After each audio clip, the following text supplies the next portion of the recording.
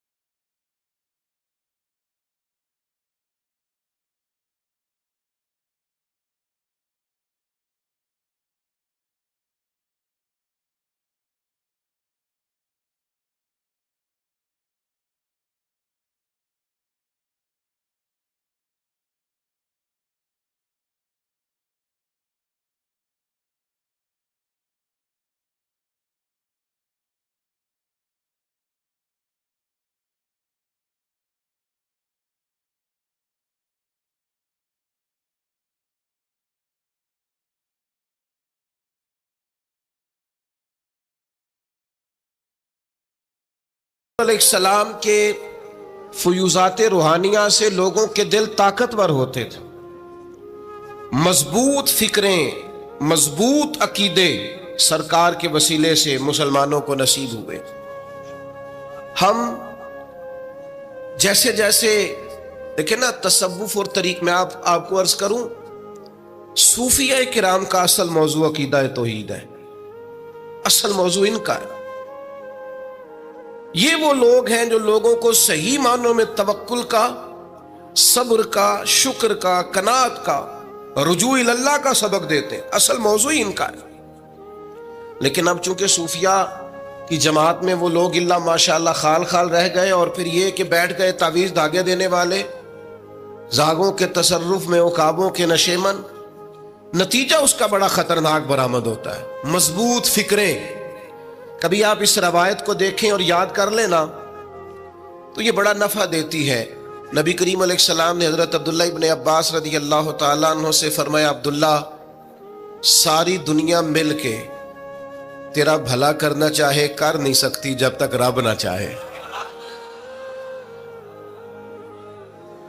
اور فرمایا سارے دنیا دار مل کے تیرا کچھ بگاڑنا چاہیں بگاڑ نہیں سکتے جب تک رب نہ، چھوڑ دے بیٹا، آپ جب تک اللہ نہ چاہے. تو پھر رجوع تو اللہ کی جانب کرنا چاہیے. نبی اکرم صلی اللہ تعالی علیہ وسلم نے اپنی امت کو توانائی اس بات سے دی کہ اللہ ہمارے ساتھ ہے. آپ دیکھیے فکری تندرستی کتنی زیادہ ہے کہ 1000 کے مقابلے میں 313 لوگ ہیں. نہ اسلحہ پورا ہے، نہ گھوڑے پورے ہیں، نہ خوراک پوری ہے، لیکن وہ میدانوں میں اس طرح لڑے ہیں کہ 1000 کو بھاگنے پر مجبور کر دیا. وہ ابو جہل نے جب کہا نا جاسوسوں سے کہ جاؤ پتہ کر کے آؤ، تو انہوں نے آ کے کہا وہ تو 313 لوگ ہیں، بچے بھی ہیں، بوڑھے بھی ہیں، چیز کوئی نہیں پاس. تو ابو جہل کہنے لگا پھر تو انہیں گھوڑوں کی پشتوں پر باندھ کے مکے لے جائیں گے، وہاں جا کے دیکھیں گے کیا کرنا ہے. تو جاسوس کہنے لگا سردار اگلی بات بھی سننا، ہے تو 313 لیکن جان ہتھیلی پہ رکھ کے آئے. جس کے خیمے کے پاس سے گزرے ہیں شہادت کی دعا مانگتے دیکھا ہے. ان کی آنکھوں سے چمکتی ہوئی روشنی اور ان کے لفظوں سے پھوٹتا ہوا ولولہ اور ان کی آوازوں سے نکلتا ہوا دبدبا کسی جگہ بھی انہیں کمزور نہیں ہونے دیتا. ان کے اندر کہیں بھی کوئی کمزوری نہیں آنے دیتا.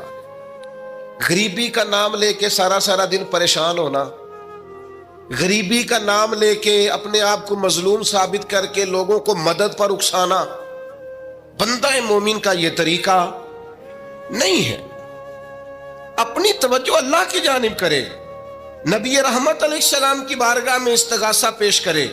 لیکن دنیا داروں کو مائل کرنا، لوگوں کی جیبوں کی طرف دیکھنا، یہ مومن کی شان گردن کو جھکا دیتا ہے. خیرات کا پتھر جہاں میں مانگنے والوں کے سر کبھی اونچے نہیں ہوتے، اور غیرت ہے بڑی چیز جہانے تگو دو میں. بھائی آپ طاقتور بنے. دیکھیں نا ایک نوجوان نے آ کے حضور کی بارگاہ عالی مرتبت میں عرض کیا تھا، یا رسول اللہ صلی اللہ علیہ وسلم غریب ہوں کچھ دیجئے. تو حضرت جابر ابن عبداللہ رضی اللہ تعالیٰ عنہ فرماتے ہیں ہم نے حضور سے بڑا کچھ سنا، یہ لفظ نہیں، لفظ لا، یعنی میرے پاس نہیں ہے، یہ ہم نے حضور سے سنا ہی نہیں. ایسا کوئی محبوب کہیں ہوگا نہ کہیں ہے، بیٹھا ہے چٹائی پہ مگر عرش نشیں ہے، اور ملتا نہیں کونین کو کیا کیا تیرے در سے، بس ایک لفظ نہیں ہے جو تیرے لب پہ نہیں ہے. اور یہ فاضل بریلوی رحمت اللہ علیہ کا انداز بھی دیکھیے، کہتے ہیں واہ کیا جود و کرم ہے شہ بطحا تیرا. اور یہ ذرا دیکھیے شعری ذوق دیکھیے، واہ کیا جود و کرم ہے شہ بطحا تیرا، نہیں سنتا ہی نہیں. نہیں کیا انداز ہے. اب یہ کیسی زبان ہے اور کیسا یہ محاورے کا استعمال ہے. جو شعری ذوق رکھتے ہیں وہ سمجھیں، کہتے ہیں نہیں سنتا ہی نہیں. کون؟ مانگنے والا تیرا. یا رسول اللہ آپ سے مانگنے والا نہیں سنتا، حضور عطا کرتے. اور ایک جگہ پہ فرماتے ہیں میرے کریم سے گر قطرہ کسی نے مانگا، دریا بہا دیے ہیں دربے بہا دیے ہیں. حضور تو دیتے، پر نوجوان نے جب آ کے عرض کی نا یا رسول اللہ صلی اللہ علیہ وسلم کچھ دیجئے، وہ جوان ہو، چڑھتی جوانی ہو، اور پھر وہ سوال کرے. ہمارے ساتھ ایک دوست پڑھا کرتا تھا، یہ 3 مہینے کی چھٹیاں ہوتی تھی تو وہ مستریوں کے ساتھ مزدور لگ جاتا. ہم نے اسے کہا یار تو مطلب 9th 10th کے اندر مزدوری کرنے جانا, تو کہندا سی یار میں قد میرا ایڈا بڑا ہے, ان ابا جی کو مانگ دیا شرم آؤندی. یہ سوچ نوجوانوں میں پیدا ہونی ضروری ہے. اب میں ابا جی سے مانگوں, مجھے تو دینا چاہیے. اس نے آ کے عرض کی یا رسول اللہ صلی اللہ علیہ وسلم کچھ دیجئے, تو حضور فرمانے لگے تیرے پاس کچھ بھی نہیں. اس نے کہا ایک پیالہ ہے میرے پاس گھر میں اور ایک کمبل ہے. اتنا غریب بندہ ہے کوئی محفل میں جس کے گھر میں ایک ہی پیالہ ہو, ایک ہی کمبل ہو؟ کوئی بھی نہیں اتنے بڑے مجمع میں. لیکن اگر کوئی ہماری غریبی کا رونا پوچھے تو میرا خیال ہے ہر تیسرا بندہ دوسرا بندہ غریب ہے, اور بڑا ہی غریب ہے. ایک پیالہ ایک کمبل. کریم نے فرمایا لے کے آؤ. وہ لائے تو محبوب فرمانے لگے کون خریدے گا؟ ایک نے کا 1 دینار, ایک نے کا 2 دینار. محبوب نے بولی لگوا دی, 2 دینار کا بیچ دیا. فرمایا جا 1 دینار کی روٹی لے جا. یہ نوجوانوں کو فکر دی کہ وہ انویسٹمنٹ میں تم نے ذات سے اپنے گھر سے لینی ہے. وہ 10-15 ہزار کا ٹھیلا بھی کسی سے نہیں کہنا تو لگا کے دے. جاؤ 1 دینار کا کھانا لے جاؤ, 1 دینار کا کلاڑا خرید کے لاؤ. صحابہ فرماتے ہیں وہ کلاڑا لایا, پر نصیب دیکھو اس کلاڑے میں دستہ نبی کریم نے اپنے دستے مبارک سے لگایا. فرمایا جا جنگل میں جا کے لکڑیاں کاٹ اور بیچ, کھا بھی اور کھلا بھی, پی بھی اور پلا بھی, 10 دن مجھے نظر نہ آنا. وہ یارو یہ کیا بات ہوئی؟ مایوس رہنا, کمزور رہنا, فلانے نے میرے ساتھ تعاون نہیں کیا تو میں پیچھے رہ گیا, فلانے نے ہاتھ نہیں پکڑا. تو اپنی دنیا آپ پیدا کر, اگر زندوں میں خود جد و جہد کر, میدان میں اتر, ہمت کر. حضرت حسن بصری رحمت اللہ علیہ کے پاس ایک نوجوان نے آ کے عرض کی حضور بس آج کے بعد میں نے کام نہیں کرنا. فرمایا تمہیں کیا ہوا ہے؟ کہنے لگا آج میں نے عجیب منظر دیکھا ہے. میں نے دیکھا ہے کہ ایک شیر نے شکار کیا بکرے کا, آدھا کھایا ہے, آدھا منہ میں پکڑ کے پہاڑی پہ چڑھ گیا. وہاں ایک نابینا لومڑی بیٹھی تھی, باقی کا اس نے اسے کھلایا ہے. تو حضور میں یہ سمجھ گیا ہوں کہ جو رب اس نابینا لومڑی کے لیے بندوبست کرتا میرے لیے بھی کرے گا, لہذا میں نے کام نہیں کرنا. حضرت حسن بصری بڑا مسکرائے, فرمانے لگے کہانی میں کردار تو نے 2 دیکھے, ایک شیر ایک لومڑی. فرمانے لگے کیا بات ہے تیری, تو نے لومڑی بننے کا پروگرام بنایا, شیر بننے کا کیوں نہیں بنایا؟ تو شیر بننا, شکار کر, خود بھی کھا دوسروں کو بھی کھلا. یہ کیا بات ہوئی؟ امت کے جوان فائلیں لیے دفتروں کے چکر لگاتے اور اپنی بغل میں کاغذات لیے امبیسیوں کے پھیرے کاٹتے اور ایجنٹوں سے سوال کرتے کہ مجھے ملک سے باہر جانا ہے, کیا طریقہ ہے؟ یہاں رہ کے بھی محنت ہو سکتی ہے, اپنی مٹی پہ چلنے کا سلیقہ سیکھو. سنگ مرمر پہ چلو گے تو پھسل جاؤ گے. دوستو سنو, میرے کریم نے فرمایا جا لکڑیاں. ایک پیشہ برا ہے میرے بھائیوں, ایک پیشہ, وہ ہے کسی کے آگے ہاتھ پھیلانا. باقی دنیا میں کوئی پیشہ برا جو ٹھیلا لگاتا ہے اور مالٹے بیچتا ہے اور سیب بیچتا ہے, بڑا عزت والا آدمی. یہ شارٹ کٹ چھوڑ دو, دوسروں پہ بھروسہ کرنا چھوڑ دو. وہ شاعر ایک بیٹھا تھا نا, شاعر مجھ سے ناراض نہ ہو جائیں, تو کئی دفعہ وہ شعر و شاعری میں بھی ان کی حالت بڑی خستہ ہو جاتی ہے. جن دنوں لوگ پتلے کپڑے پہنتے ہیں, بعض شاعروں نے ان دنوں میں بھی موٹی چادر لی ہوئی ہوتی ہے. تو ایک جگہ بیچارہ بیٹھا تھا کونے میں, اللہ ماشاءاللہ سب کی بات نہیں, تو حالت ایسی خستہ تھی. ایک بندہ 5 روپے پھینک گیا, تو تھا خوددار, بڑی تکلیف کو اٹھا اپنے پیسے. تو اس نے کہا آپ کی حالت بتا رہی ہے, آپ کو ضرورت ہے. اس نے کہا ضرورت پڑی تو اللہ رسول سے مانگوں گا, تیرے سے کیوں مانگوں گا؟ شعر بڑا قیمتی کہا. اس نے کہا یہ آرزوئے کرم اور میں آپ سے کروں, یہ آرزوئے کرم اور میں آپ سے کروں, یہ بھیک اس کو دیجئے جس کا خدا نہ ہو. میں تو وارث ہے میرے اللہ رسول, میں کو لاوارث ہوں کہ تیرے سے مانگتا پھروں.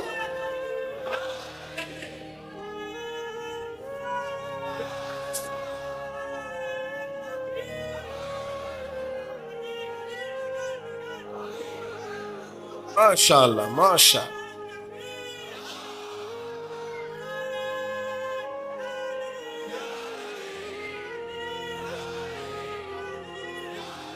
بس ہم سمجھے ہماری قیمت وصول ہو گئی. اگر خودداری پر نوجوان نعرے لگانے لگ گئے تو پھر تو بات بن گئی. لگتا ہے محنت کا ارادہ بن گیا ہے. انشاءاللہ تعالی کشکول ٹوٹنے کا ٹائم آ گیا ہے. کرم کی برکھا برسے گی. یہی ملت کا جوان قیادت کرے گا. اور یاد رکھنا ہمیشہ قیادتیں غریبوں کے بچوں نے کی ہیں. جنہوں نے آدھی قیمت پہ کتابیں لے کے پڑھی ہیں, بڑی ڈگریاں انہوں نے حاصل کی ہیں. یہ کمزور نہ پڑھو. نبی پاک داعیہ اللہ ہے, حضور نے جگایا ہے. 15 دن نظر نہ آنا, مزدوری کر. وہ نوجوان 15 دنوں کے بعد آیا. اب تیرا حال کیا ہے؟ اس نے کہا حضور پہلے ایک پیالہ تھا نا, اب سارے گھر کے برتن بن گئے. پہلے ایک بستر تھا, اب سارے گھر کے بستر. اور نوجوانوں, ہم نے سہارا بننا ہے.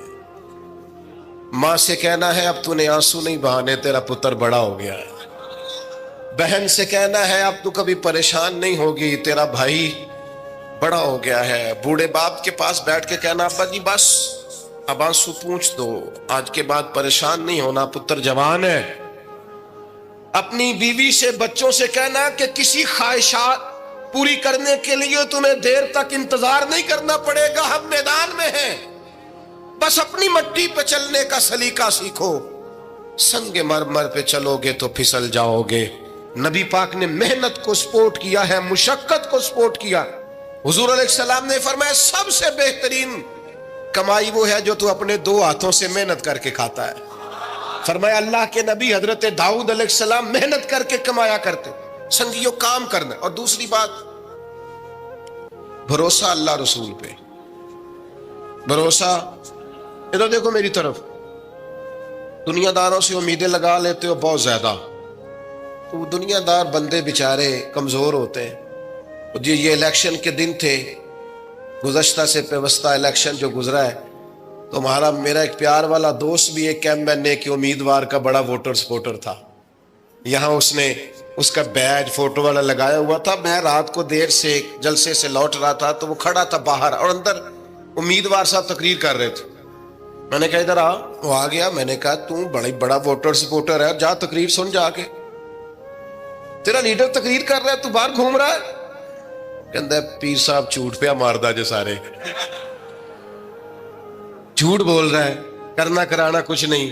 تو میں کہ یار جی ایڈے پکے ووٹر سپورٹر نو بھی پتا ہے کہ جھوٹ پہ ماردا ہے, تو ہم تو ویسے ہی سپورٹر نہیں ہیں.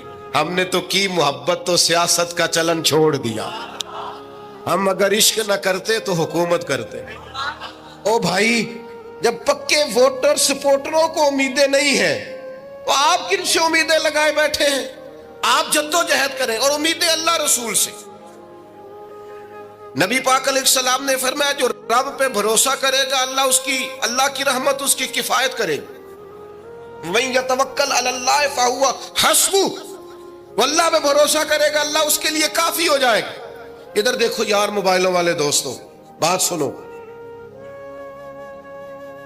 گھبراہٹ نہیں, ٹینشن نہیں, انزائٹی نہیں, ڈپریشن نہیں. مومن اور ڈپریشن, مومن اور انزائٹی, مومن اور ٹینشن. او جی مجھے پتہ نہیں مجھے کیا ہو رہا ہے, جی مجھے خوف آتا ہے. آپ کو خوف آتا ہے مومن ہو کے؟ آپ کو یہ کرونا کے دن تھے تو مجھے لے گئے ایک سرکاری ہاسپٹل میں, آپ کچھ یہاں بات کریں, لوگوں کو حوصلہ دیں.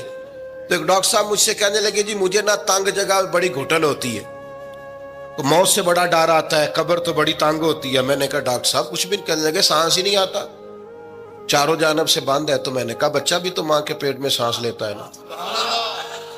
آپ نے تو سبحان اللہ کہا. وہ ڈاکٹر تھے, انہوں نے نہیں کہا. وہ کہنے لگی جو تے اماں لیندی صاحب. ہنستے نہیں جی, باتیں ہنسنے کو نہیں سنا رہا, میں فکری باتیں کر رہا ہوں. کہا وہ تو اماں آکسیجن لیتی ہے تو بچے کو جاتی ہے. تو میں نے کہا چلے ڈاکٹر صاحب وہ جو انڈے سے بچہ نکلتا ہے اس کے تو چاروں جانوں کوئی صورت نہیں ہوتی سانس کی. تو مجھے کہنے لگے آپ کہنا کیا چاہتے ہیں؟ میں نے کہا میں یہ کہنا چاہتا ہوں قبر کی 2 حالتیں ہیں. قبر دوزخ کے گڑھوں میں سے گڑھا بھی ہے, اور جنت کے باغوں میں سے باغ بھی ہے.